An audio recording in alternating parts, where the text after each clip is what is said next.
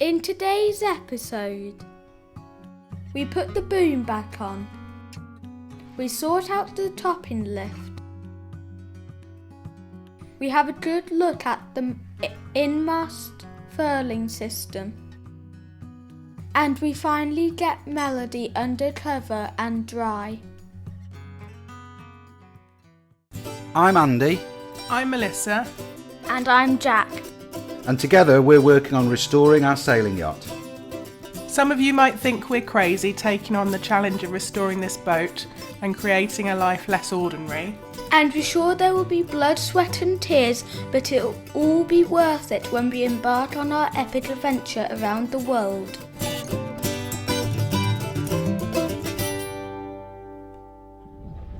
So today it is -2 degrees here on the boat. Everything's frozen. All the bottled water was frozen when we got to the boat, so it's pretty grim, but it's okay. Well, it's a beautiful day. Yeah, it's lovely. It's sunny and it's a bit warmer than when we arrived. And we've got some very specific jobs. It's lunchtime already, and it's Welsh winter, so we've only got daylight until about 4:30. So we've only got about 4 hours to do anything today. So we've got some very specific tasks. The task that we want to achieve is to get the tarpaulin over the back half of the boat from the mast backwards, just over the boom. So that's an achievable task for the day. A lot of people have said get the boat under cover, and the issue that we've had doing that so far has been the wind and the weather, because the tarpaulin is enormous, and in 50-mile-an-hour wind it's just dangerous to try and manhandle. We haven't got a framework to put it on, but we have yet. But we will do. But we've got the tarpaulin with us. It's an enormous thing. It's 50-60 foot long and about 30 foot wide. It's come off a canal boat, but in order to put the tarpaulin on, we've got to put the boom on, and in order to put the boom on, we've got to take off the rest of the roller reefing, the main in-mast furling system, which is seized here, because this has got to go home to be repaired. And if it's not repairable, to make a decision about if we're going to keep it, we might get rid of that in-mast furling altogether, scrap it and just go for slab reefing, but we're not sure. So, but the first thing is to get the rest of that off, so I can take it home to see if it's redeemable or not. Once we've got that off, we can put the boom on. With the boom on, we've got to put a new topping lift on. So I've got a brand new topping lift from Pro Marine store, which is fantastic. Thanks guys for that. But that means going up the mast, and all of the halyards are a little bit sketchy. There are mast steps, so I'm going to go up the mast steps and I'm going to clip in with my climbing harness and some cow's tails, and we're going to find the best halyard. Probably the Genoa halyard is the only one that's in decent nick, and Melissa will belay me up effectively, just so that if something bizarre happens, I'm belayed as well. So that's the today's mission. Get a tarpaulin over the boat. Doesn't seem like a lot, but yeah, it's not going to be the whole boat as well either. It's just going to be from the mast back. So just from the mast back to begin with, and once we've dealt with that, then what we'll do is split the tarpaulin. It's big enough to go all the way forward, but then we're going to next time not bite off too more than we can chew today, but next time split the tarpaulin so we can go forward of the mast, and that way we can either work at the front half of the boat or the back half of the boat, and we've got a tarp which is kind of movable. Stop the leaks getting there's a few bits of water getting in to stop that. Yeah, exactly. There's just one or two of the hatches that are still, there's not much water getting in now that we're in the right position and the boat's at the right angle. Anyway, that's piece to camera 1 over. So this is the in-mast furling system. It's a Baymar system, and I've already unscrewed the main section of it here from these screws. What I've got to try and do is separate this, which is looking like it's going to be problematic. I might just cut through that with the angle grinder and just find a new piece of sleeve to go inside just for speed. That looks knackered to me, but you never know. I've brought things back to life that looked worse than that in the past, so we'll see. It might be fixable. And then the boom itself, the gooseneck bolts on these, which I'm not going to thread lock in place or seal in place or anything like that, because we'll probably have the boom off again to change the lines in the boom at some point.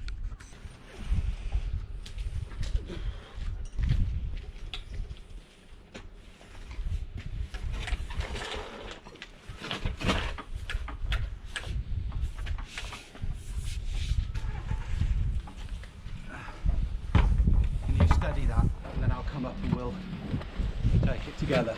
Yeah. Can probably move it again in a minute.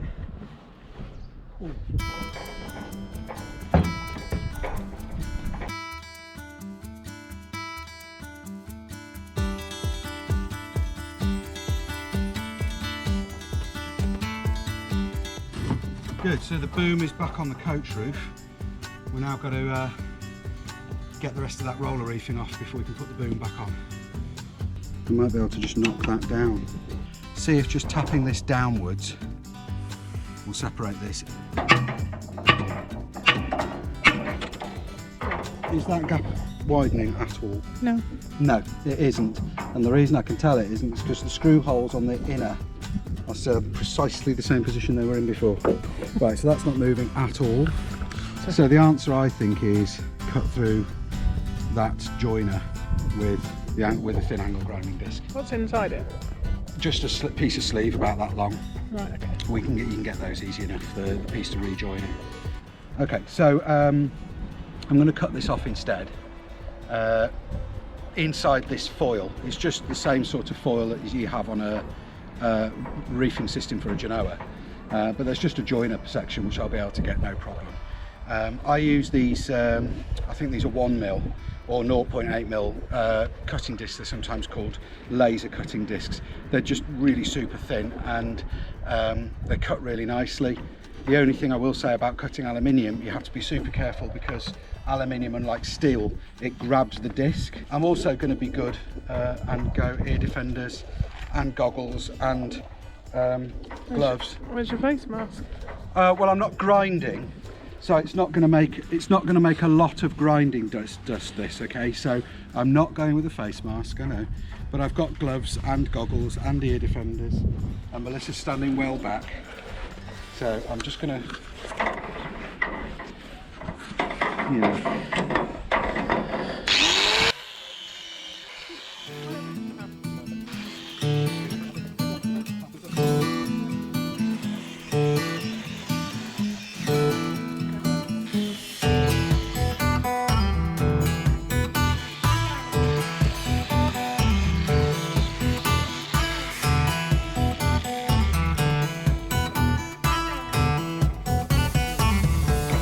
So that's just a nylon section inside to join the two halves, and I can get another one of those Show me. very easily. Show me the end. Yeah, there's the nylon section. It just drifts into there and up into the top, so I can get that out easily enough. No problem at all. By drilling it out. Yeah, drill it out. Well, drill up the centre and then cut it out with a Stanley knife, with a hacksaw blade. So What's the plan for the rest of this? that's just going to stay in there for now. In the spring, the yard hires a crane to lift various boats into the water, to step masts and what have you, and everybody chips in. So when this crane comes in the spring, we'll be taking this mast down. It's kind of handy that it's up still over the winters for us to put the tarp over. But in the spring, the mast will come down, and then yeah, I'll remove all of this, and all of that will kind of inform us about whether or not we're keeping this in-mast furling system. One thing I do like about it is, although it's in-mast furling, it's got a track, so you can actually slide a main up. So if you had a problem with your in-mast furling, or if you wanted to put on a trysail, you can reef right in and put a storm trysail on there if you wanted to. Not a big fan of trysails. I prefer a fourth reef on a slab reefing, but that's a different story.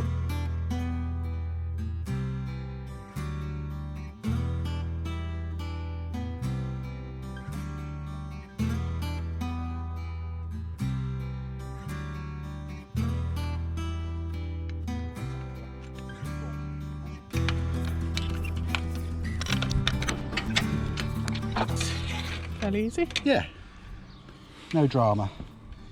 Nice thing to know is that we can get the boom off with two of us without any huge dramas, but it is a very substantial gooseneck. I'm going to have it apart and obviously service, grease it and make sure it's all good and strong, but I'm confident it's in strong condition, but it's also nice to know that it's manageable for two of us, and I think for a liverboard that's quite important. We've looked at bigger boats, and something that's always struck me about bigger boats is when you start going over 45-50 foot, they start getting to this point where you're thinking, well, how much can we actually do, just the two of us on this boat? And everything's very big and heavy on this. It's all very manageable.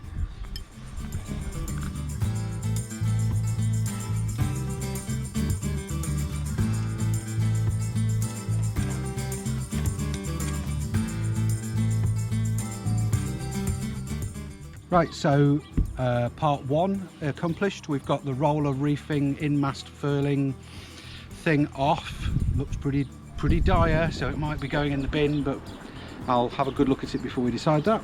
We've got the boom back on, the gooseneck back attached, so I've got something to stand on to get onto the first mast steps, and that's the next job, is get out the climbing harnesses and get up there, because the topping lift is snapped.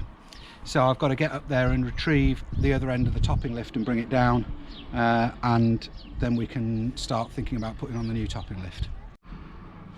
Yeah. Is it sewn? It's sewn. Sewed. Sewn. I've sewn these two together. Yeah. So I'm just going to tidy them up with a bit of tape, so hopefully they don't get stuck on anything as we thread it through. But just using some tough cotton. It's proper sailmaker's cotton. It's crazy strong. It's not going to break anyway. No. Right, so what's happening is this. I'm going to go up the mast with my climbing harness on, my trusty Petzl, and two cow's tails, and I'm going to clip into every mast step as I go. So at no point will I be disconnected. It's like via ferrata. I've done plenty of that in the Dolomites. Always clip in. I haven't got my proper via ferrata cow's tails, but these ones are fine. I'm not going to take a fall on them anyway, but if I do, I'll be always clipped in. Melissa's going to belay me up using a belay device on a fixed point. So we've got two cow's tails and a belay, much safer than just going up on a winch anyway, I think. I'm going to put this one on my head, and we've got another camera filming from the coach roof, so you should be able to see what's going on. Some people like a bowline for this, but I actually prefer a figure eight. I don't know, I'm just a climber, not a sailor really. That's not true.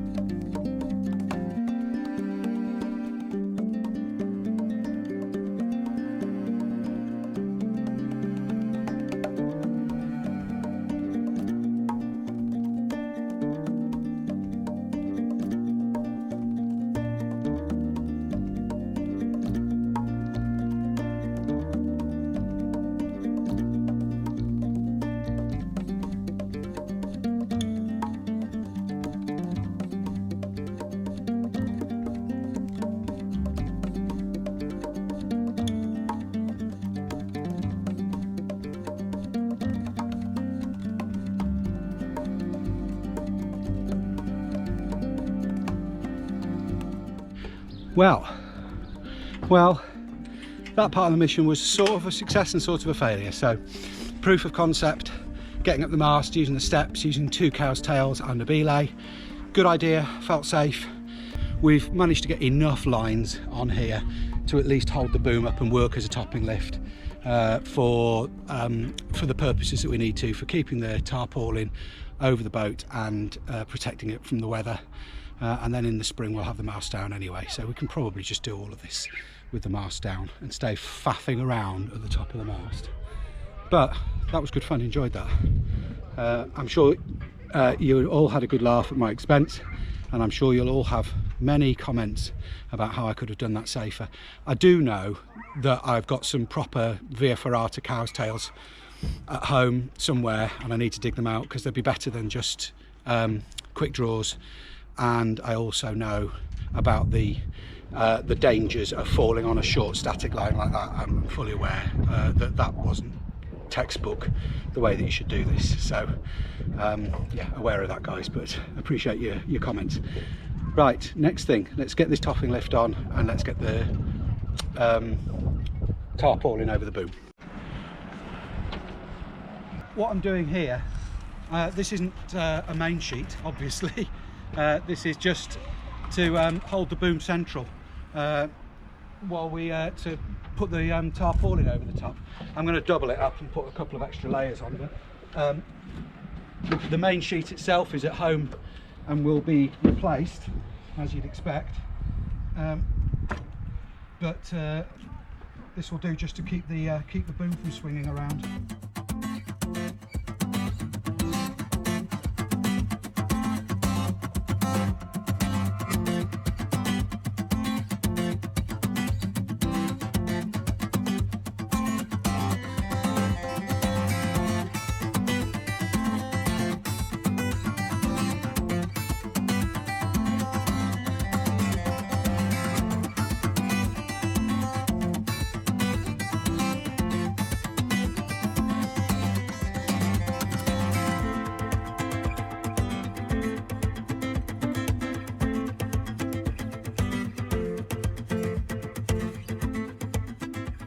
So all in all, a slightly frustrating, cold, but reasonably productive day, and all we've managed to do is stick a tarp over the boat. But mission accomplished in that respect, I suppose.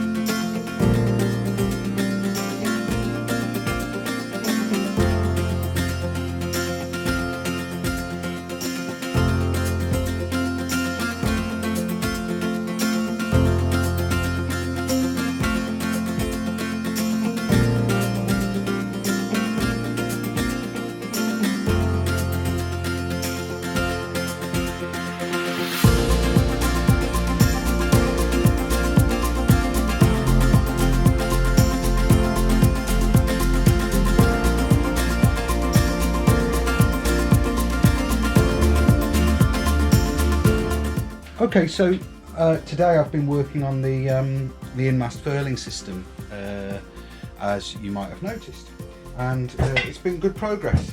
Basically, the bottom bearing here is free, so the whole system turns beautifully, that's fine. The issue was this top bearing, which goes on here like this, and I'm not going to put it back on because it was a pain to get off, and then this cap goes over the top. So it's completely repairable. All I've got to do is find another one of these, which is a 50mm inside diameter, 80mm outside diameter, about 16mm. But there's plenty of room to put a slightly thicker bearing if I can't get one identical. That's the in-mast furling system. I've put it back together just so I don't lose the parts. It all turns nicely. I've still got to get that noise is because we're still missing the top bearing from here, so I've just got to order a new bearing to go in here, so obviously it's grating at the minute, but there you go, lovely, that'll work. And my my experience with in-mast furling systems is I've never had a good experience with one, with a system, and I'm reluctant to commit to this. The sails are already cut to fit this system, so if this, I can get a bearing for this and I'll put it on and it works. The first time it gives me trouble, I'll be going to a sail maker and having the whole lot altered for slab reefing, because my experience is I don't really like these. But at the same time, they're fitted on Halberg Rassies and really expensive boats, and lots of other people get on really well with them. So just because I've had one or two bad experiences with in-mast furling systems, I don't want to throw the baby out with the bathwater. Other people say they're fantastic. By all accounts, this was quite a good system in its day and seems to be in good nick. I am going to take it apart, by the way, and give it a good thorough clean, as I said earlier, and treat all the aluminium, make sure it's all good. But I've just put it back together for now so I don't lose the bits. Jack and I popped back to the boat today to do a few jobs, and the tarpaulin that we put on in the last time needed adjusting and sorting out. So I didn't manage to film it because it was just impossible. The tarpaulin's massive, and doing it by myself and filming was just not possible. Come and have a look at what I've done. So out in the back cockpit, we've now got a tarp over the whole lot. What I want to do is get a wooden framework to support it, because at the minute it's just on the utility arch thing. But that now goes all the way to the front of the bow. And what I did was I split it. It's over the boom, as you can see, but I've split it at the mast and then sewed it back together with rope forward of the mast round the head, the inner forestay, the baby stay, and then all the way up to the head, the forestay, and it's tied underneath the boat. I'll show you when we go down in a minute, but at least it'll mean that the worst of the weather stays off now, and we can hope to come back to a reasonably dry boat. Let's everything dry out a bit better. So yeah, nothing to say, Jack? No, I don't really think so. Well, it's a bit difficult to walk. Oh, it's quite hard to walk along the side decks now. Yeah, I just yeah. So I mean, the advantage is it's much more difficult for Jack to fall off, but the stanchion rails are going to have to go back on soon when we finish the metalwork there, and then what I'm hoping to do is put them on and attach a framework to the stanchion rails, which are normally, you know, stanchion rails aren't structural, but on this boat they're pretty flipping strong, so I think that'll be fine. So there we are. She's got a bit of a coat on at last. It's not the neatest job in the world, and like I say, we're going to build a big frame to go over the top, but in the absence of a frame, that makes a heck of a difference.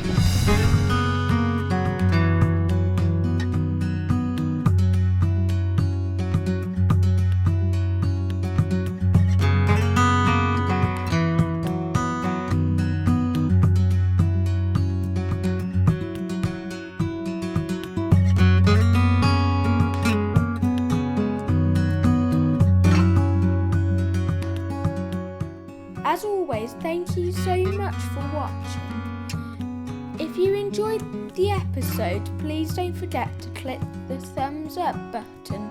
And if you want to make sure you don't miss any more episodes, click the subscribe button and the notification bell.